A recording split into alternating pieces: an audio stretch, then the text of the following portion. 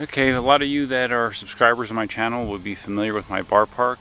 I've documented everything that I've put in back here, my pull-up bar, my parallel bars, and my high bar, which is attached to my shed. I've documented how I installed those, and now we're doing a modification to the pull-up bar. I'm adding a bar at a right angle.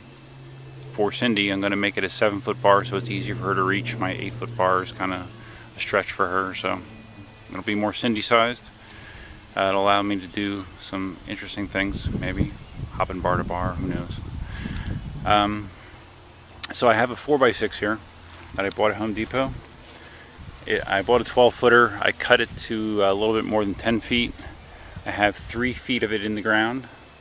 Dug a 3-foot hole with my post hole digger, and then I backfilled it with cement, high strength Sakrete cement. It's been sitting for a couple days to cure.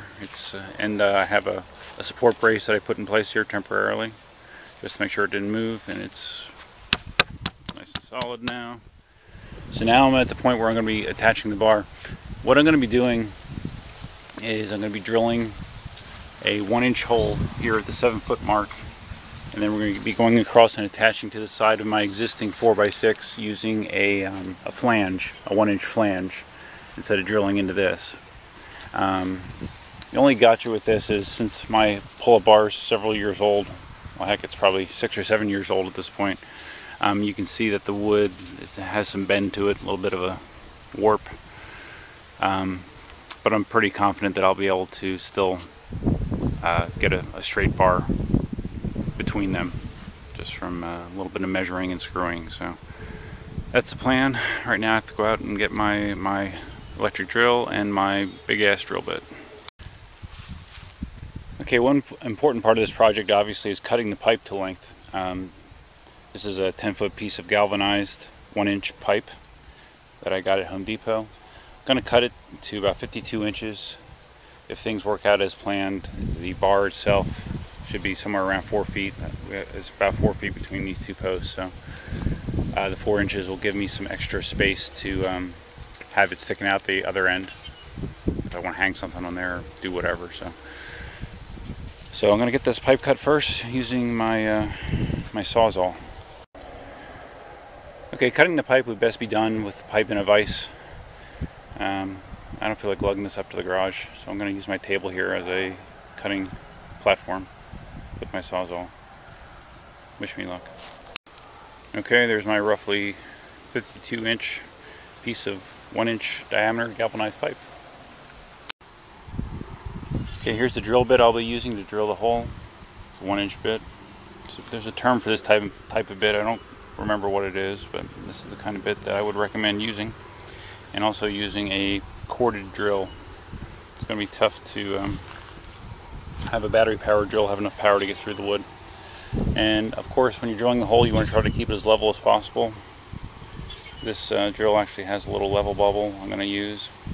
I mean, don't get upset if it's not 100% level. You can always make it a little bit bigger to compensate, but try to keep it level. Okay, I had it in my head that that was an 1-inch blade. It looks like it's more like 1.5 inches. Plenty of clearance. It's fine though. I think with the way I'm mounting it with the flange, it's not going to matter. It's fine. Okay, the bar's in place. Only issue I have right now is because of this warp, it's pulling it up a little bit off the base. So I really need to pull this down and drill through the sides to anchor this pipe on this side as well. Hoping I have the stuff. I got 4 screws here. This feels good and solid. So I'm gonna go see what kind of bolt supplies I have in the garage.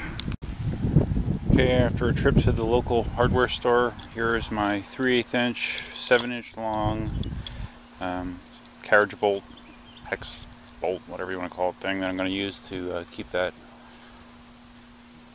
pipe in place on the far side. Okay, my carriage bolt's in place. Ours feels nice and rock solid now. As you can see, I had some drilling issues on the other side. Doesn't really matter though. Washer fixes that, so it's locked in place real good. So I'm going to remove this brace and see how it feels.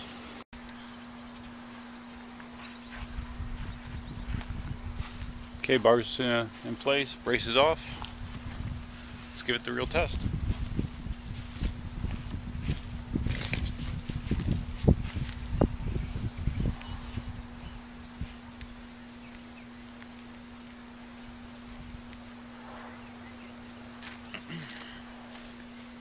Feels good. Nice and solid, no give, no shake. So I would classify this addition to the bar park complete and successful. Till next time, Duffman out.